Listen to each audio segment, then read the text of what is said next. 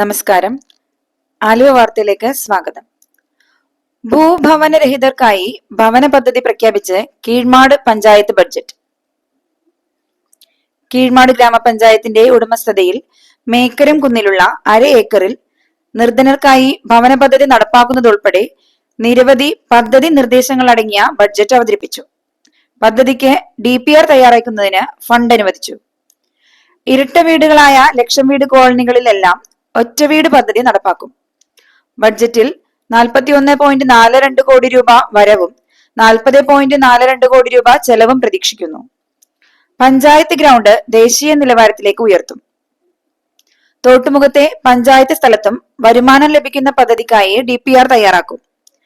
തെരുവ് നായ ശല്യം നിയന്ത്രിക്കാനും മാലിന്യ നിർമ്മാർജ്ജനത്തിനും റോഡ്, കുടിവെള്ളം എന്നിവയ്ക്കെല്ലാം പ്രത്യേകം ഫണ്ട് വകയിരുത്തിയിട്ടുണ്ട്. Vice president KE Shahira budget അവതരിപ്പിച്ചു. പ്രസിഡന്റ് സാജു മത്തായി അധ്യക്ഷനായി. 2026-27 ബഡ്ജറ്റ് അവതരിപ്പിച്ചു. ബഡ്ജറ്റിനെ സംബന്ധിച്ചിടത്തോളം അടിസ്ഥാനപരമായ വികസനമാണ് 2026-27 ബഡ്ജറ്റിൽ ഞങ്ങൾ ഉദ്ദേശിക്കുന്നത്. മുൻതൂക്കം കൊടുത്തിരിക്കുന്നത് മേക്കരംകുന്ന് പഞ്ചായത്തിന്റെ 50 സെന്റ് സ്ഥലം പൊതുസ്ഥലമായിട്ട് കിടക്കുന്നു. അവിടെ ഏറ്റവും അനിവാര്യമായിട്ടുള്ള ഒരു സംരംഭമാണ് ഞങ്ങൾ ഇന്നത്തെ ഈ ബജറ്റിലൂടെ പ്രഖ്യാപനം നടത്തുന്നത്.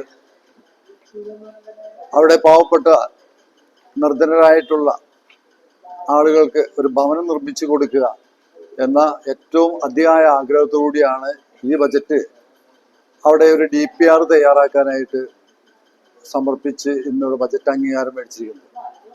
ഏറെ പ്രതീക്ഷയോടെ അവതരിപ്പിച്ച ഈ 2026-27 വർഷത്തെ ബഡ്ജറ്റ് പ്രസിഡന്റ് പറഞ്ഞ പോലെ വിവിധ മേഖലകളിൽ പഞ്ചായത്തിന്റെ അടിസ്ഥാന സൗകര്യങ്ങൾ വർദ്ധിപ്പിക്കുന്നതിനും തെരുവ് നായ ശല്യം നിയന്ത്രിക്കുന്നതിനും അതുപോലെ തന്നെ പഞ്ചായത്തിന്റെ പൊതുസ്ഥലങ്ങൾ വിവിധ ഇടങ്ങളിൽ തരിശായി കിടക്കുന്ന സ്ഥലങ്ങളിൽ പൊതു പ്രൊജക്റ്റുകൾക്കുള്ള DPR തയ്യാറാക്കുന്നതിന് 4 സ്ഥലങ്ങളിൽ DPR തയ്യാറാക്കുന്നതിന് വേണ്ട പൈസ ബഡ്ജറ്റിൽ വകയിരുത്തിയിട്ടുണ്ട്.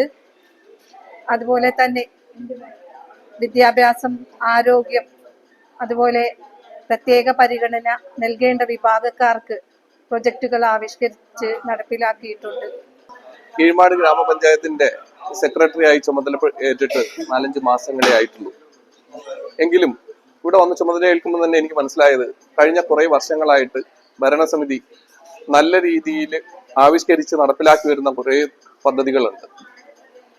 ഈ ഭരണസമിതി വന്നതിന് ശേഷം ആദ്യമായി അവതരിപ്പിക്കുന്ന ഒരു ബഡ്ജറ്റാണ് ഇന്നിവിടെ നടന്നത്. ഈ ബഡ്ജറ്റിനെ സംബന്ധിച്ച് എനിക്ക് പറയാനുള്ളത് ഭാവിയെ മുന്നിൽ കണ്ടുകൊണ്ട്, വരുന്ന 5 വർഷത്തെ മുന്നിൽ കണ്ടുകൊണ്ട് തന്നെ ദീർഘവീക്ഷണത്തോടെ തയ്യാറാക്കിയിട്ടുള്ള ഒരു ബഡ്ജറ്റാണ്. വരും 5 വർഷങ്ങൾ കൊണ്ട് ബൃഹത്തായ പദ്ധതികൾ നടപ്പിലാക്കാനുള്ള തുടക്കമിടുന്ന DPRകൾ ഇതിനകത്തുണ്ട്. ആരോഗ്യ മേഖലയും അടിസ്ഥാന സൗകര്യ വികസന മേഖലയും ടച്ച് ചെയ്യുന്ന ഒരുപാട് കാര്യങ്ങളുണ്ട്.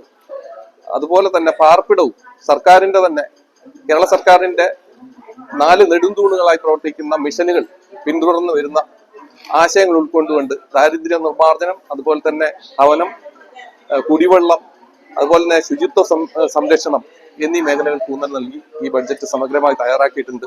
Block panchayat standing committee chairman Johny Christopher, panchayat standing committee ചെയർമാൻമാരായ KB അജിത് കുമാർ, SE അബ്ദുൾ സലാം, സാഹിദ അബ്ദുൾ സലാം, പ്രതിപക്ഷ കക്ഷി നേതാവ് LC Joseph, secretary R Rajith, panchayat health inspector MI Siraj, വിവിധ കക്ഷി നേതാക്കളായ PV Eldhose, KA Ramesh, M Meethiyan Pillai, PH Shah Jahan എന്നിവർ സംസാരിച്ചു.